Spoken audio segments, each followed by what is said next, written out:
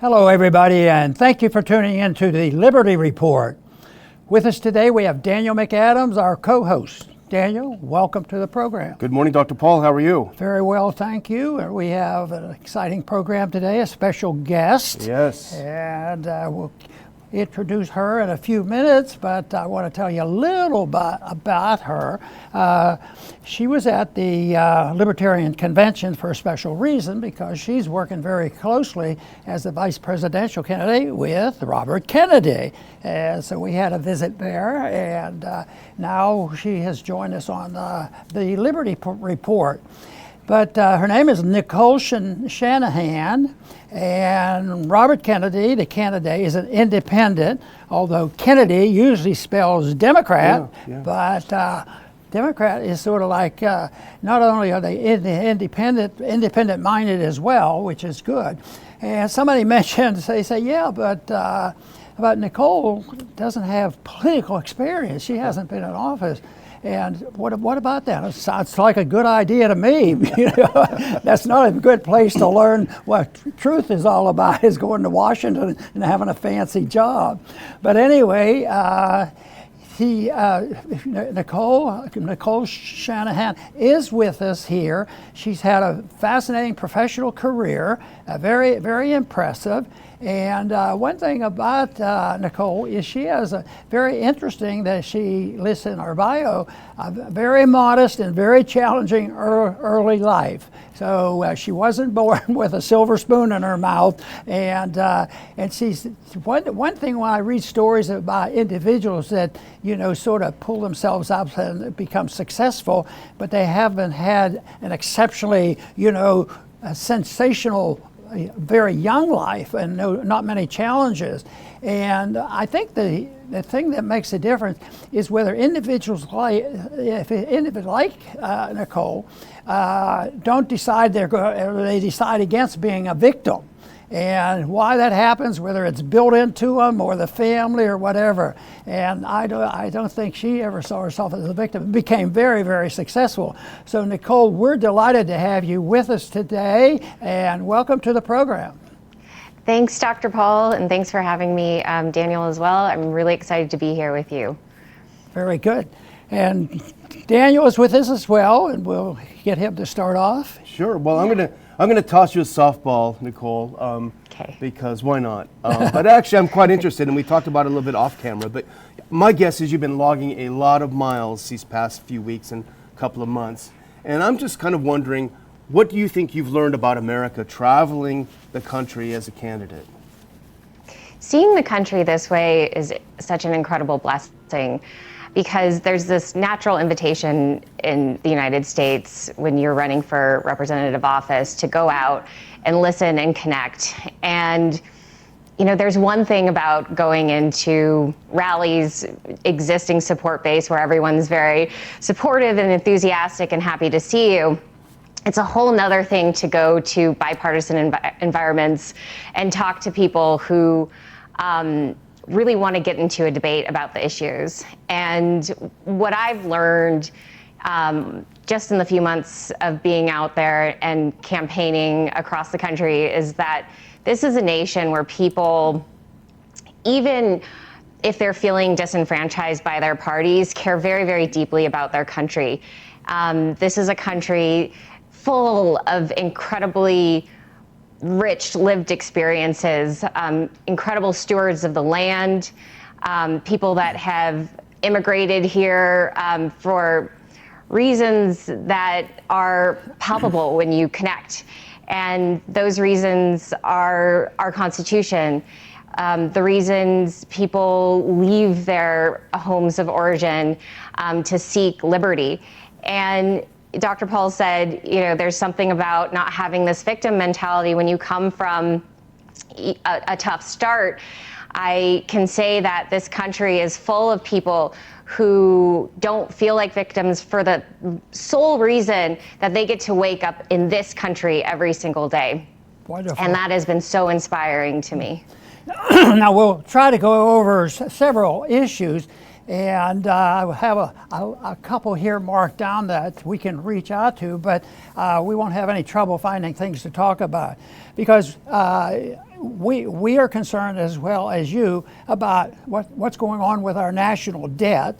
I know a lot of people are politically concerned about the immigration problem. There's no doubt about that. A lot of people are concerned about the several wars that we're putting up with. And then we're also still concerned about issues like what was going on with COVID and pharmaceuticals and the pharmaceutical industrial complex. So all of those are big. But if you had to pick one, you could pick the national debt, because you got to get the money someplace. How do you do it? Do you print the money? Do you tax people? And why do you need the money? And that includes everything. And we as a country, of course, did pretty well over many, many years getting by with the means that we have. But there's something going on right now, and I think Bobby Kennedy recognizes this. This is the national debt problem, and the big question is what do you think that answer is, and what has Bobby been saying about this? How are we going to reduce it? I think Bobby's genius in this moment is signaling out corporate capture of our government and the corruption. It would be one thing if we were racking up debt and people were becoming healthier, wealthier, more inspired, more joyous individuals. But the opposite is true. We're racking up debt, and there's this sense of crushing corruption in our country. Number one, day one, top priority is addressing the spending. Where is it going? Why is it going to the military-industrial complex, which goes into the hands of these private military manufacturers? Big Pharma is another one. If you look at how much money was spent during the lockdown and who is leading it, who is on the Vaccine Safety Commission, they were Pfizer lobbyists. So where is this money going? How is it being spent? What are the policies that are guiding it? You've said it best in your career, Dr. Paul, that when you have a government of this size, inevitably you're going to have corruption overflowing from every end of the transactional receipts. And that's the piece that I think once we start addressing agency by agency, we're going to see this country getting healthier, not just from a fiscal standpoint, but from a biological standpoint as well. And we're going to see it in our land, in our economy, in our soils, in our people, in our foreign policy. Once we start weeding out this corruption, we're going to see balance return back to this country. Daniel. Okay, you mentioned pharma, so let's talk a little about pharma. I was just looking at something this morning, the bird flu scare. Now the CDC has just released some information saying that one of the main symptoms of the bird flu is no symptoms. So that's interesting. But that Moderna is working on a vaccine anyway, and that production of the vaccine is being underwritten by the U.S. government. Are they at it again, Nicole? Are they going to try to do this to us again? It certainly feels that way. You have the media lined up with a very similar rollout, quoting very similar experts, and the science is really being it's being used in a way that doesn't resound with much reason in this moment. And of course, a bird flu outbreak would be something that we all need to be vigilant about.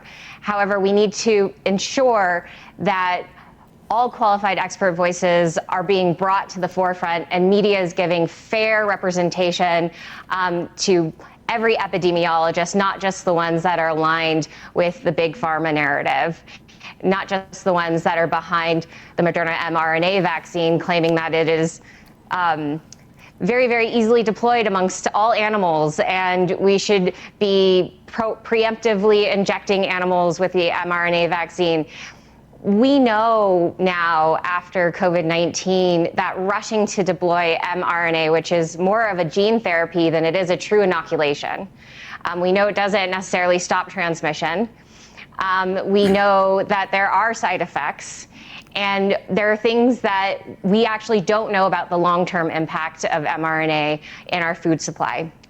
So my greatest concern right now is that we see a similar oppressiveness of narrative and action, and it's hitting communities who have already been crippled by regulation are farmers. I spent all day yesterday with a rancher from Montana, hearing about how the government speaks to ranchers in this country and how it feels to be a rancher right now in this country. He shared with me that there's been a war on saturated fats for the last 50 years, and that's crippled the ranching industry. And just now, the science shows that cholesterol is necessary for all biologic function in the human body, and that the body metabolizes saturated fats incredibly effectively. And it's actually seed oils that are causing some of the metabolic issues that we're seeing today. So if you go back and you look at how science has been used to control industry in this country, it hasn't been effective, and it's actually led to greater health issues, not gains. So as we're watching bird flu come out, I'm making sure that all of those scientists that were censored during COVID-19 are getting access to their communities that they're hoping to reach, and that they're being heard. You know, there's a lot of problems that we're facing, and we mentioned a few already. And the big question in politics is, which is the most important? Which one will sway the voter, and what are the answers for it? And of course, the one that's in the news all the time, and it's getting very noisy about, is the immigration problem. And it is difficult. And the way I see this is that I experience a deep humanitarian concern for the tragedies of all the people who want to come here, and the world is a mess. But I also look into that a little deeper. Most of the time I say, how did the government mess it up so badly that we have so many people suffering? So there's the humanitarian instinct.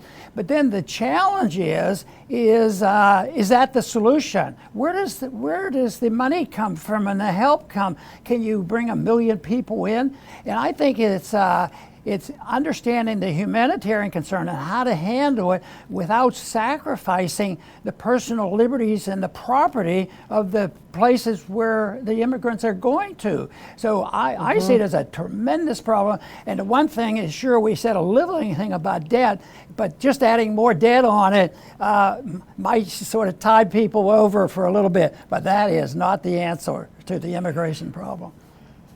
It's been gross negligence, the handling of the border, the lies that have been told about why the policy has been the way it has been. There's no excuse. These are blatant lies coming out of the White House right now, blatant lies around President Biden's, quote, inability to do anything about the crisis. Up until now, we're 3 years into this. And when Biden took office, he issued over 90 executive orders that effectively incentivized these massively organized cartels, predominantly located in Mexico, to sell access to our country. And rather than doing the responsible thing, the thing that you would expect of your government, a basic duty of your government is to maintain borders. Instead of doing their job, they've done quite the opposite. They've set up perverse incentives for individuals to risk their lives to be human trafficked. We are aiding and abetting the cartels in this moment because we are actively providing a policy around insecure borders, conflating it with a immigration policy. But what country ever has conflated a weak border with a path to immigration? This doesn't make any sense at all. It is a complete betrayal. It's a betrayal to everyone who's come here to this country legally, who put it all on the line to save up money, to wait, to apply, to work. For all of those individuals that are here legally, watching what President Biden has done to our borders really guts us, and it really makes us scared that the American dream is under attack.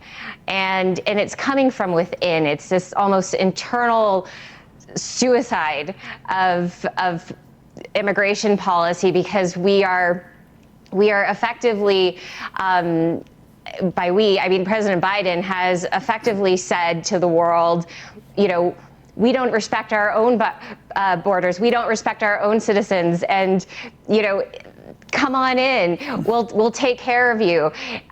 But you're not going to be able to work for a while, and you're going to have to sit around and you're going to have to figure things out. And some cities will help you out, but just come on in anyways. It's been a message that has been parlayed so broadly across the globe. And meanwhile, the average American citizen is sitting here watching this infuriated that everything that they've put into this country is being thrown out the window. And it's again, day one in office, it's going to be the thing that Bobby's going to address respectfully, responsibly, and with great integrity. Daniel. Well, Nicole, I know that you and RFK are very passionate about something very near and dear to my heart, which is food freedom.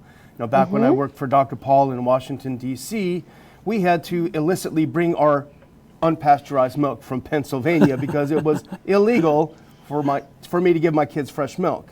And the same was true with vegetables and other things in farming. Now, I'm wondering, just for example, and I don't want to put you on the spot, but if you're familiar with some legislative moves, for example, Thomas Massey's Prime Act, which would really revolutionize the way we produce food in this country. It simply means that small boutique butchers are allowed to, within each state, are allowed to handle the process for ranchers and farmers, rather than having them have to ship these animals sometimes hundreds of miles to a USDA facility. Sometimes if you have very high standards, the USDA facility doesn't meet your standards. I'm wondering what you think about that bill and others like it. I learned so much about how the infrastructure for meat processing in the United States has utterly been ripped apart. And if you're a rancher with less than 1,000 head herd, you're unable to reach an economies of scale that allows you to even break even. So small, medium-sized ranching operations in the United States are incredibly arduous. The barrier to entry is so high. And I just want to really explain why I think it's important we bring back small, mid-sized ranching in this country. And I think Thomas Massey has been an incredible thought leader in this space. Cow meat it turns out, incredibly healthy for you.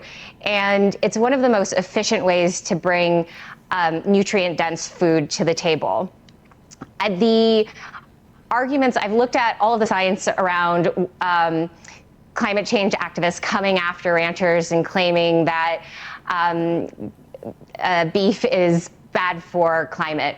If you actually look at the real data, American-grown, grass-fed beef is not only carbon neutral, but in some cases is incredibly effective at drawing down carbon into the soil. With really good land stewardship practices, ranchers might be our biggest partner in fighting ecological and climate issues. The arguments around methane, if you look at different pieces of counter evidence, it actually becomes a very, very weak argument. And if you look at the scientific models, it shows that there's this balance that can be reached in which the amount of carbon sequestered compared to any of the methane released from small and mid-sized farming, it is, the argument is really for small and mid-sized farming. And then you look at the amount of produce this creates, the amount of bioavailable nutrition, how we can really combat a lot of issues, even related to obesity, with some of these healthy meats raised in the United States. You can solve so many of our nation's greatest issues.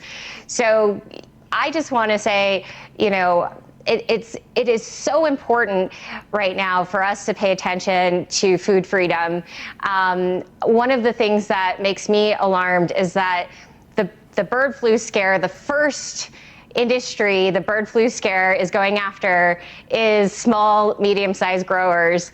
And I think that this is as suicidal as you can get in terms of a policy. We should be doing everything in this nation to support our small and mid-sized family farms, Our policy should all be aligned around that form of land stewardship here in this country. We have 900 million acres of agricultural land.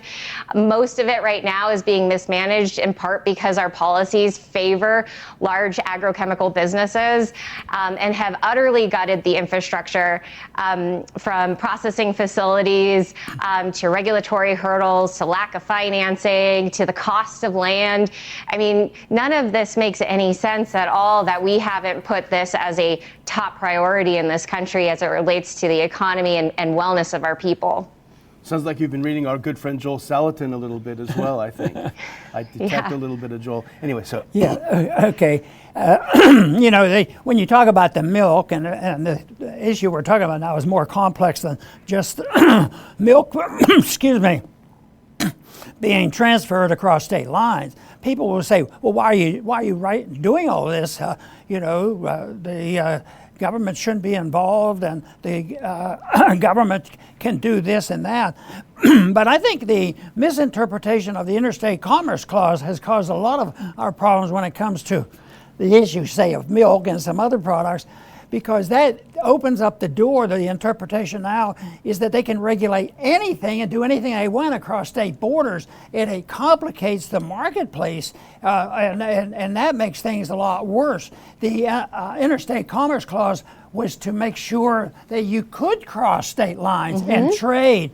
And I think once the government gets in to manage it, then I think they can satisfy some of the big companies and the people who pay the lobbyists the most money. So that's one thing. But I do want to go on to another subject, and that happens to be the Department of Justice.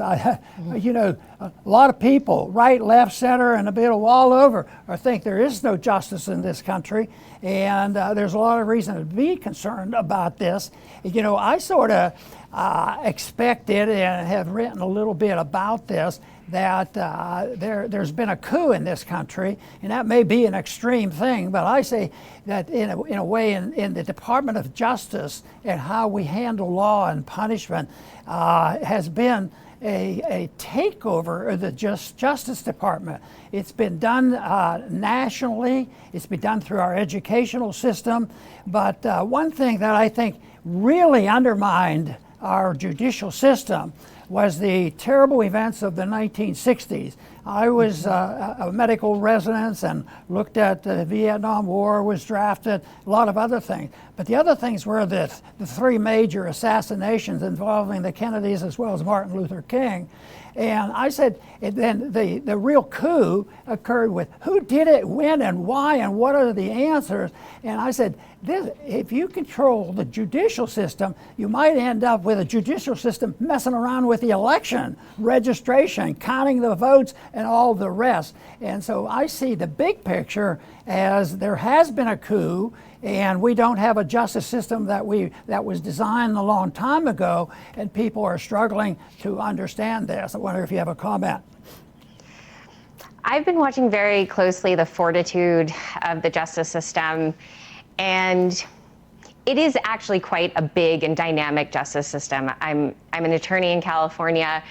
One of the things that I have kept my faith up is watching the justice system in the Ninth Circuit, and there was one as well, a federal circuit case in which there was systematic upholding of the Constitution.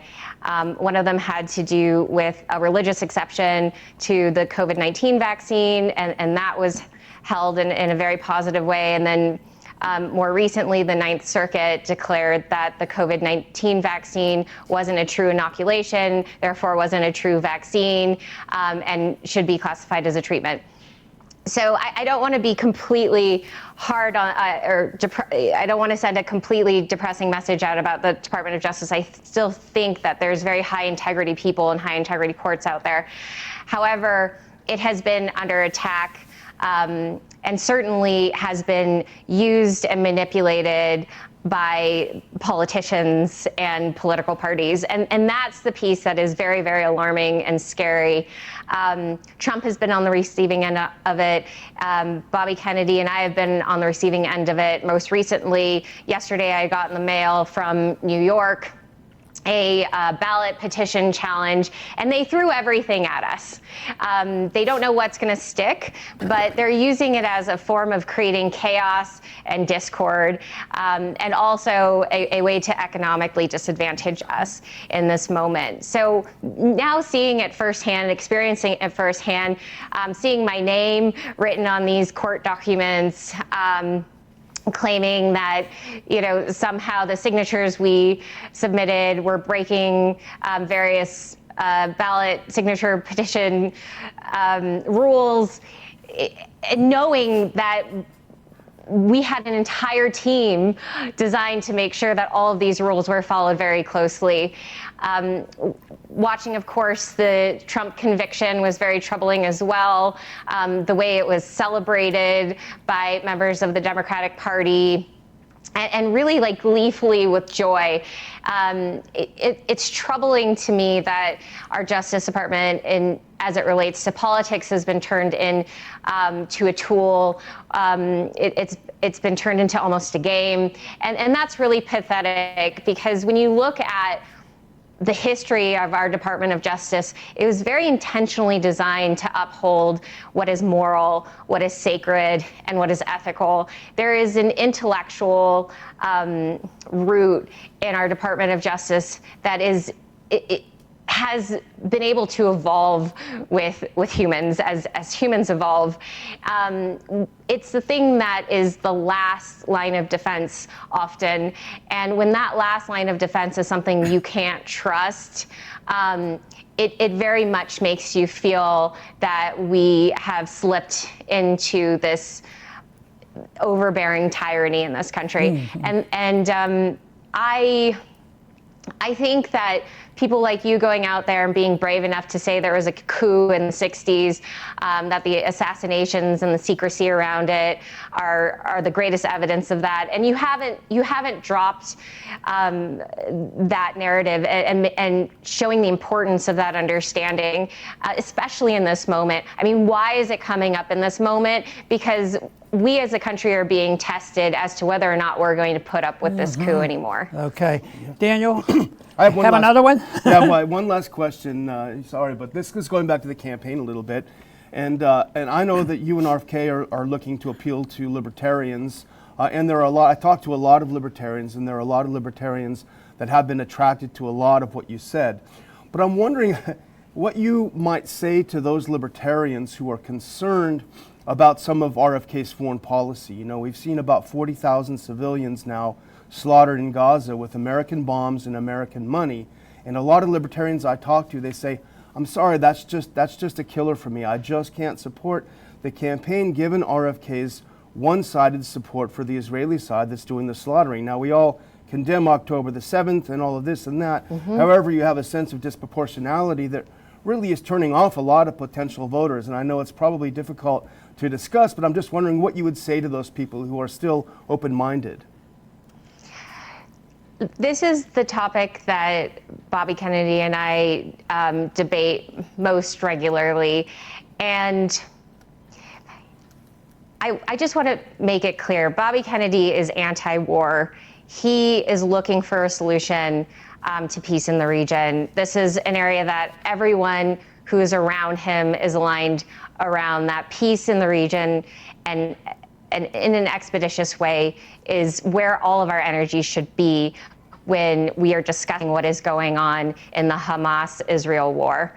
I can speak to what I believe and what I'm seeing internally in the campaign is really isolating these two efforts. One, the hostage rescue operations, which he and I are aligned on. I do believe that Hamas has broken international law by not allowing the Red Cross in to see these hostages. First of all, they have broken so many international laws as it related to what happened on October 7th. So we're aligned there. The other piece that we need to talk about is the war itself, this desire of Israel in this moment to put an end to Hamas's leadership in Gaza. And those two efforts have been combined. And I think because of that, it has appeared to be a disproportionate response to October 7th. So the thing that I think we need to look at as a really important moral and intellectual exercise right now is this piece of, is this the moment that the United States should be supporting Israel in the ending of Hamas as an organization in the region? I believe that given where things are, most people would say that perhaps Israel will not be successful in completely bringing an end to Hamas in this exact moment. That being said, the United States and Israel can work together for a solution in the region that will need to involve very, very strong foreign policy and coordination in the Middle East and with its allies in the Middle East, which includes these parallel normalization efforts, a Marshall Plan, an advancement of the Abraham Accords, and also an acknowledgement that there is a direct line between Hamas and the United States' involvement in Iraq and Afghanistan. And I think all of us agree that the United States had no business going into Iraq and Afghanistan and staying there as long as they did. Very good. Okay, I'm going to follow up with a foreign policy question as well. I hope it's not as complicated, but when I listen to the news now, because the Ukraine war is still going on and it's still very, very serious, and we here at the Ron Paul Institute worry about it spreading, and it seems like it's very vulnerable for that. But if you listen to the mainstream media, the major media, the thing that probably 90-some% of the American people get their news, anytime this subject comes up, they talk about when Russia started this war by invading Ukraine. And that, as from my viewpoint, is overly simplified, because it's a little more complicated than that. And even if he gave both sides, some blame, it would be Russia and NATO both have some blame to be placed on them. But we often talk about the coup that the Americans participated in 2014, throwing out one dictator and ending up with this mess over here. So that one to me is very difficult. Have you been able to answer that and pick a side, or say, Russia did invade them and therefore it justifies everything that we have done? Part of Russia's invasion of Ukraine is a direct response to the United States' ongoing multi-decade involvement in Ukraine, and specifically involvement in Ukraine's presidential elections.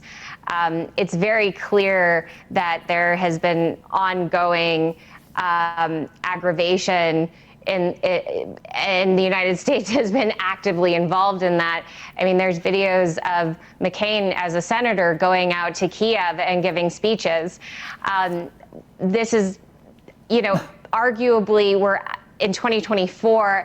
I don't think the average American wants to see its leadership, its elected leadership here in the United States going overseas and getting involved in other nations' political processes.